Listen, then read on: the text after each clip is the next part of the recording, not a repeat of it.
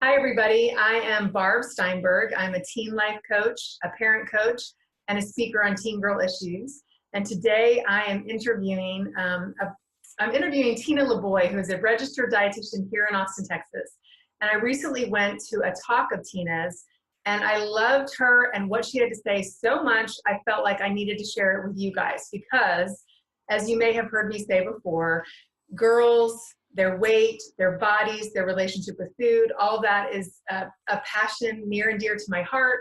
And I really want parents and girls to have as much information as they can, to have hopefully an easier road in that department. And when I listened to Tina talk about this, it was so in line with everything I've experienced as a young adult and young girl, and everything that I try to impart with the girls that I coach. So before we dive into the topic, I wanted Tina to tell us a little bit more tell us about you, your services, your specialties, all about you. Cool. Hey, I'm Tina, and I'm a registered dietitian. I have a private practice over in Central Austin. I specialize in eating disorders and disordered eating, and I love working with individuals of all ages, talking about normalizing food, how to enjoy food again, having a more positive relationship with your body and exercise. And so that being said, kind of backing, and we'll get into it, but backing what you're saying, working with teens on just allowing them to be teens and not have the diet mentality at their point in their life. So yeah, that's me in a nutshell, kind of, I guess. Yeah. What I loved about listening to you talk, Tina, is and this is one of the reasons why I wanted to interview you, because I think, first of all, your personality, you're super real, super down to earth. Where do you come from again? It's not Texas. Say it again. Where do you come from? It's not Texas. Ohio. I lived in Ohio. Then I moved to LA for 10 years. But you can't say that here in Austin. You have to just say, I came straight from Ohio, and now I'm here. Yeah, don't mention LA. Don't mention it, yeah. Yeah.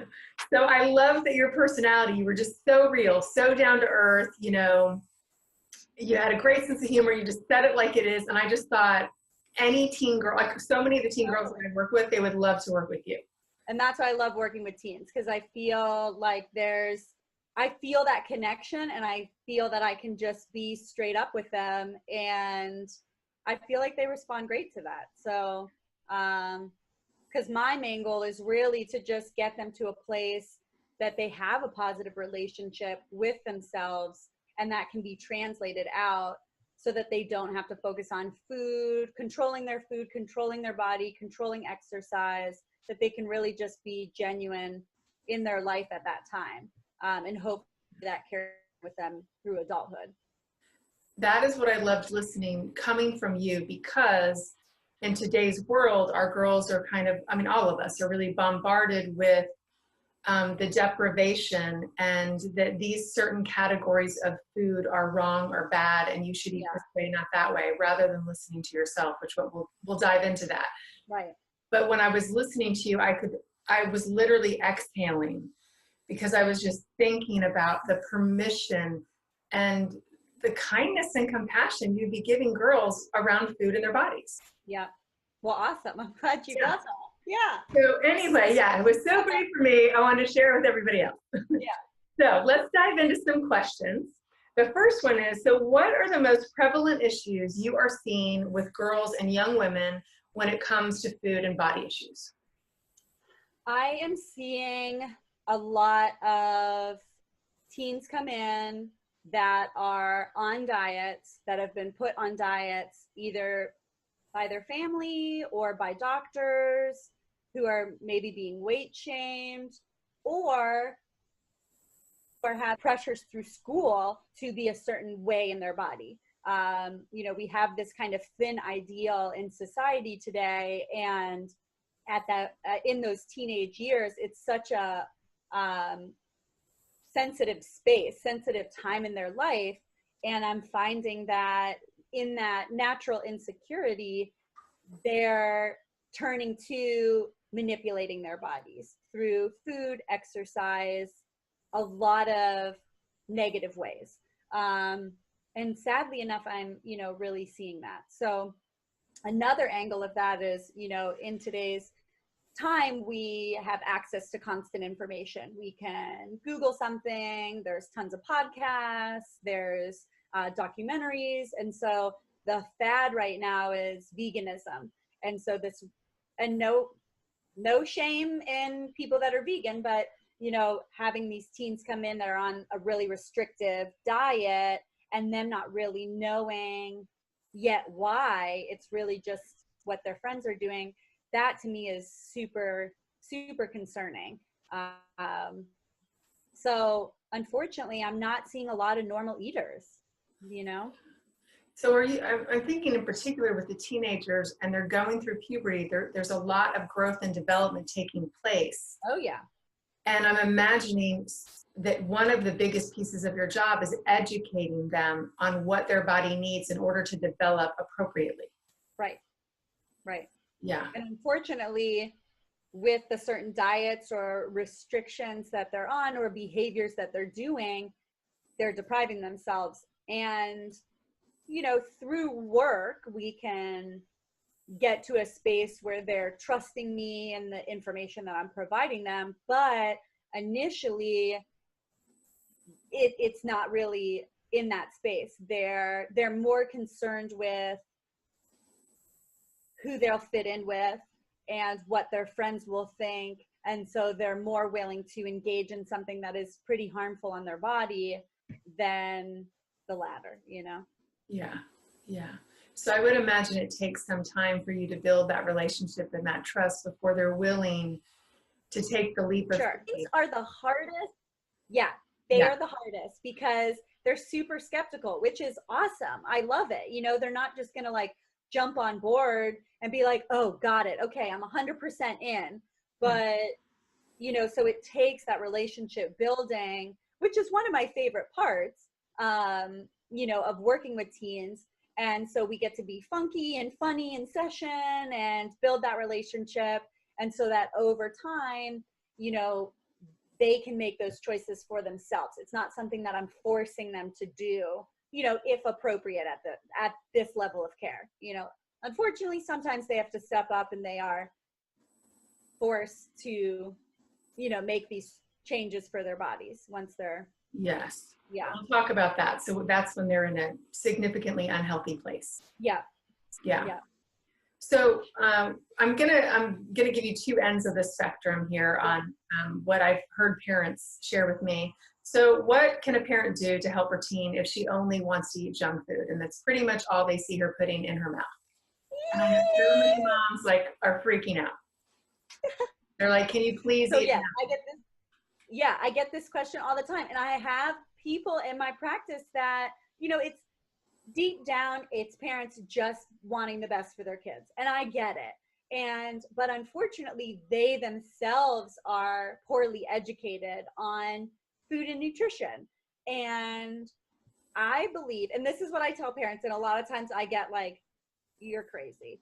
But it takes time and we get there, hopefully. So I don't believe in good or bad foods. I don't believe there's junk food. I fully trust and believe that all foods are on the same playing field, and that really what is and can be harmful are negative behaviors. So what I teach parents and teach teens, that if we can focus on a positive relationship, a negative relationship that we're engaging in, what can we change on the negative end that is harming ourselves? And what can we strengthen on the positive end that, we want to keep carrying? So, if parents are saying she's only eating junk food, how I would come at that would be, it sounds like your daughter's not getting in much variety, and that's concerning to you. And so how can we chat with your daughter about, that concern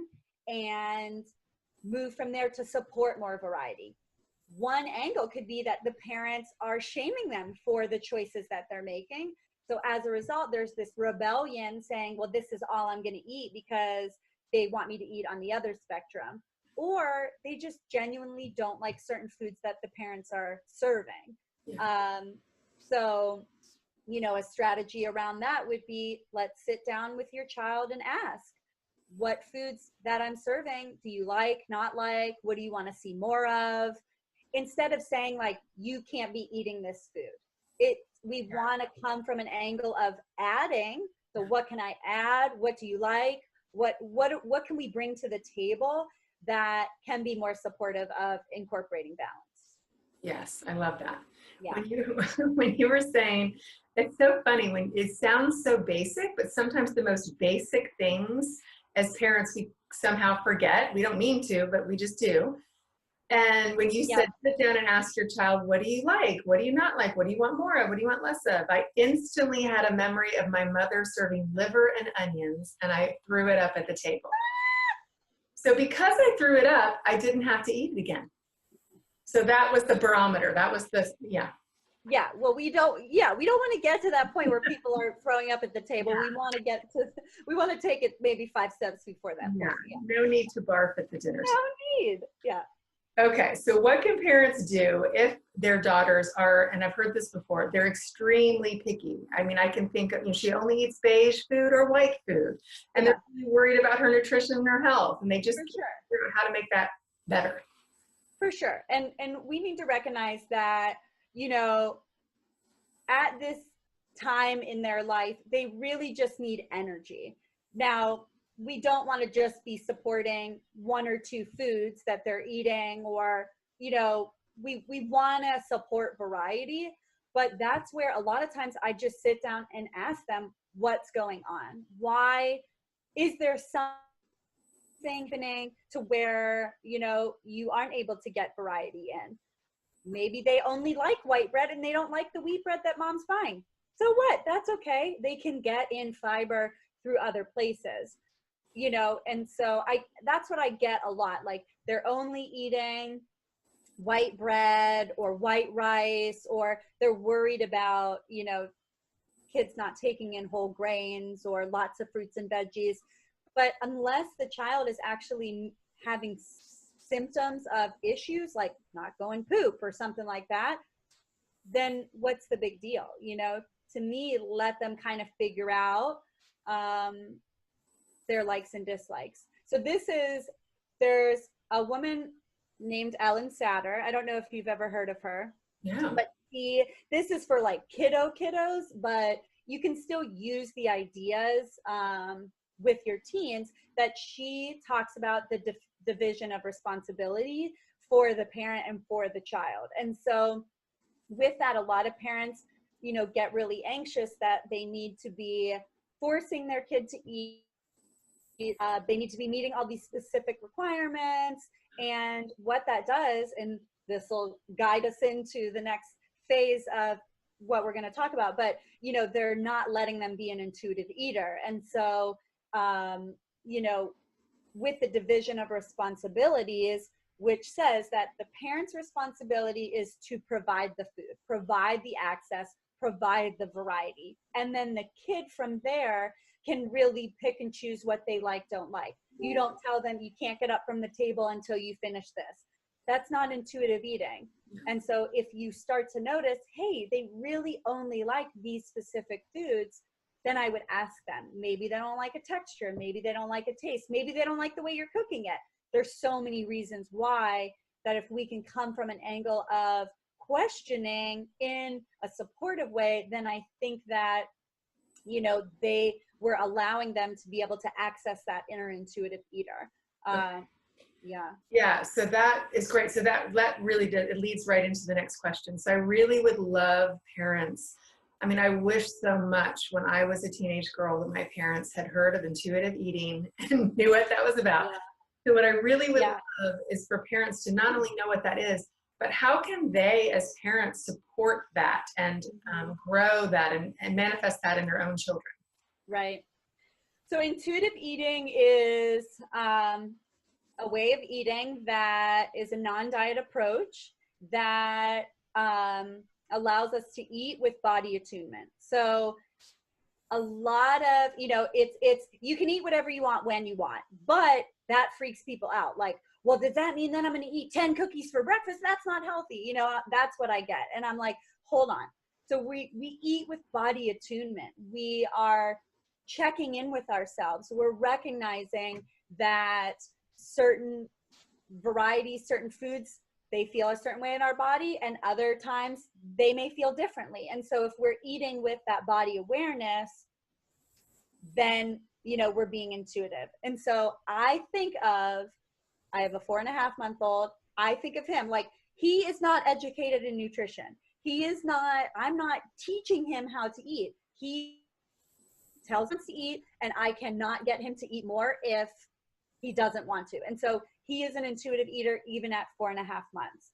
So as a parent, I want to be able to support that. So I don't force him to eat. I trust in him. I trust in his ability to feed himself. I just provide the access. So for parents that want to support intuitive eating and want their teens to be able to do that, I would say following that division of responsibility, providing the food, providing the access, allowing them to listen to their bodies, and not creating more diets at home. So that non-diet mentality is really, I think, where a lot of parents are going to struggle. Yeah, so what I'm hearing you say is really kind of allowing and sometimes even teaching our kids what the signals are. How do I know when I'm hungry? How do I know when I'm comfortably full? How do I know when I'm stuffed? You know, what does that feel like? And how to slow down enough to tune in to what am I hungry for? Do I want a carb, a protein, something sweet, piece of fruit, whatever. So yeah, I mean, I personally did not learn that until I was in my early 20s. So I don't know if this is still, I think it might be happening in some households, but my mom would make breakfast. It was on the table at 6 a.m. So I ate breakfast at 6 a.m. I didn't realize that I really truly don't ever get hungry until 10 a.m. So that may be scary for some parents to think about, my child's going to school without breakfast. Her brain needs to function. How is she going to learn? Yeah. So what would you say to that parent? Well, so to me, I'm a big believer of breakfast and, fueling our bodies. And so as parents, we have both angles. We want to be able to allow our kids to eat intuitively and trust themselves. And also at the same time, they may need some support in learning what normal eating and fueling our body looks like. So I always say this, like, we're not letting kids do the bills of the household because that's just not where they are in their lives. So if your kid's not eating for a stretch of 15 hours, then to me, even though they're quote unquote, that's not really a supportive environment, that's not fueling your body intuitively. There may be something that's off.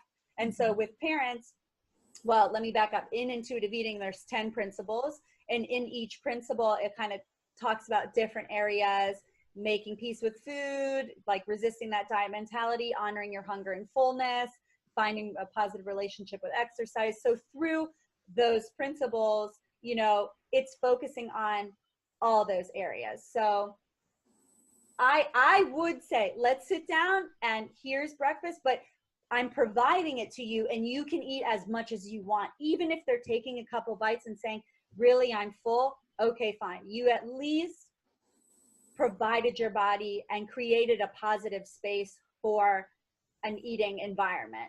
What you may notice is that over time, they really don't like breakfast and maybe they start to eat a little bit more, like that's where we kind of let them do their thing.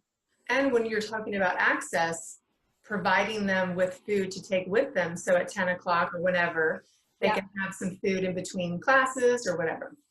So, yeah, that's what I'm seeing a lot, is that kids are going to school and they just have lunch money, which is fine, but no access to snacks, or maybe what's being served at lunch they really don't like.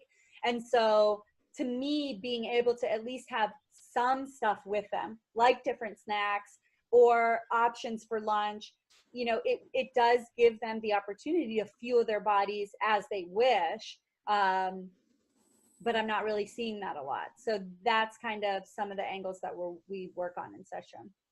Two things about that. So one is just listening to you, I'm thinking about some college girls that I have coached, and they're now discovering, because they haven't discovered it before, that they do get hungry in between classes, and it's a huge campus, and they're not near food, and now they're hangry, and their brain's not working, and they're kind of freaking out a little bit.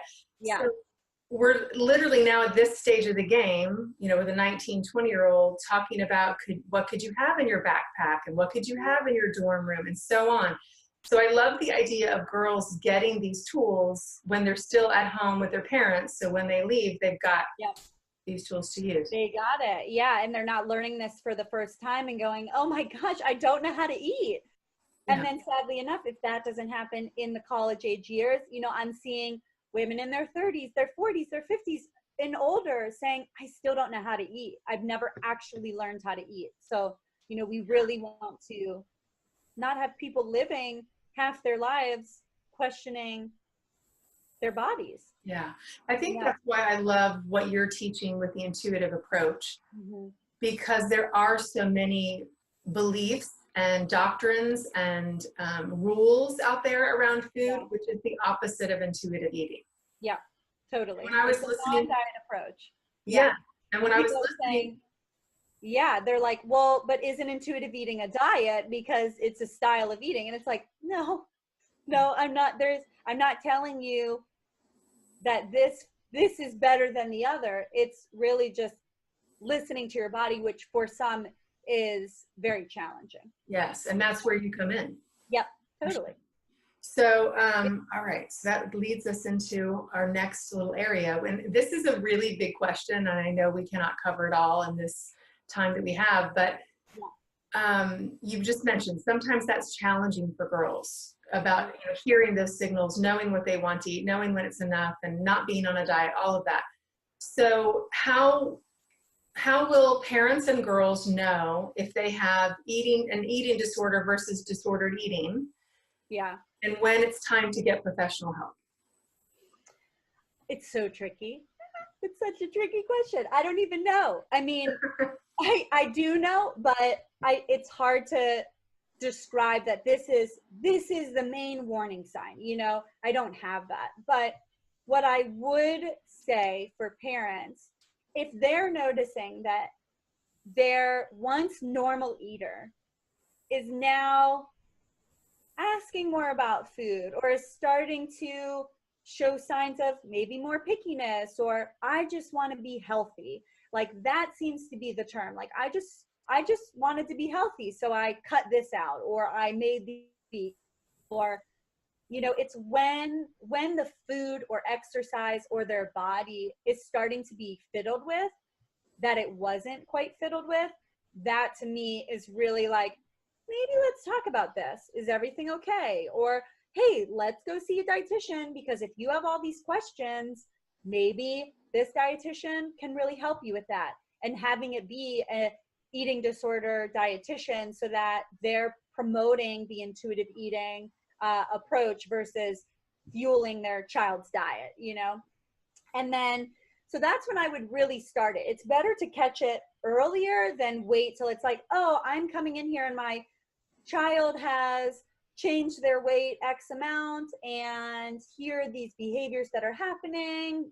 They're emotional eating, they're under eating, they're over exercising, under exercising, whatever it is. I don't want it to get to the point where now it's at a level where it's affecting their health, it's affecting their schooling, their relationships, and outpatient is pretty inappropriate. So now we're having to go to a higher level of care. So to me, it's best to kind of catch it early. And that's where it's just, we can ask questions and explore more. Yeah, definitely.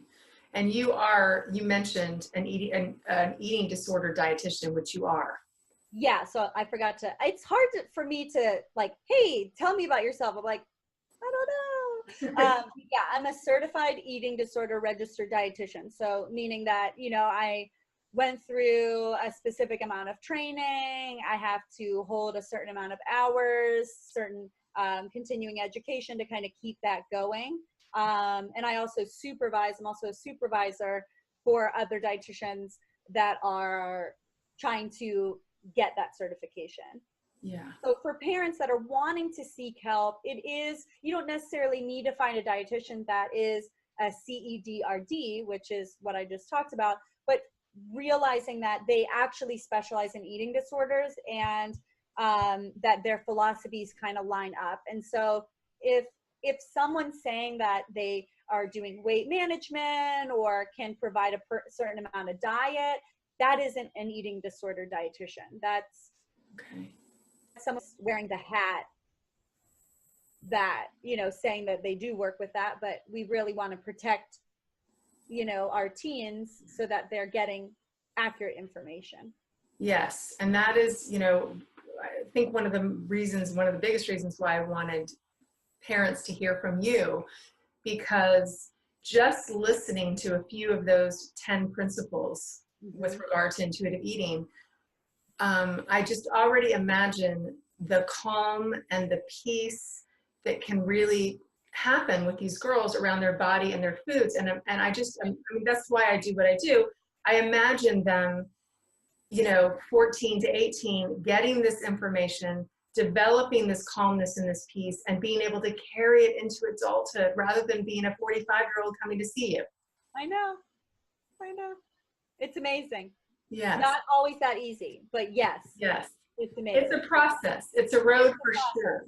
Yeah. So that's where, and this is a little tangent, but a lot of times parents come in and they're so anxious and they're like, how many sessions, how long is this going to take? The organized parents, awesome. And I don't know. I mean, it's impossible for me to say, it's going to take this amount of time, because it really is depending on what's going on with your teen. And it's a therapeutic process. It's not, here's this plan, good luck. And I'm imagining, Tina, just knowing my work with girls, that you might have a certain amount of time with one particular girl, and she ends up in a good spot. And then due to puberty and life and changes, she might have a need to come back and get a little refresher or a little more support from you. Totally. Yeah. A lot of times I'm just a stepping stone in their process. They go away to school. They may see someone else. It's really, kind of a fluid system, but I would love to be a part of that throughout the whole time, but most likely not always. Yeah. Yeah. Well, I'm so excited for all the parents that now have heard you and have you as a resource, because I personally know with so many girls that I've worked with, that you would be an excellent, such a helpful member of their team, to help them to become who they want to become. Well, thanks. Yeah. So thanks for sharing all of your wisdom with us today. And I want to let everybody know, beneath the video, I'm going to have links to Tina's website so that you can get a hold of her if you want to ask more questions or have your daughter see her.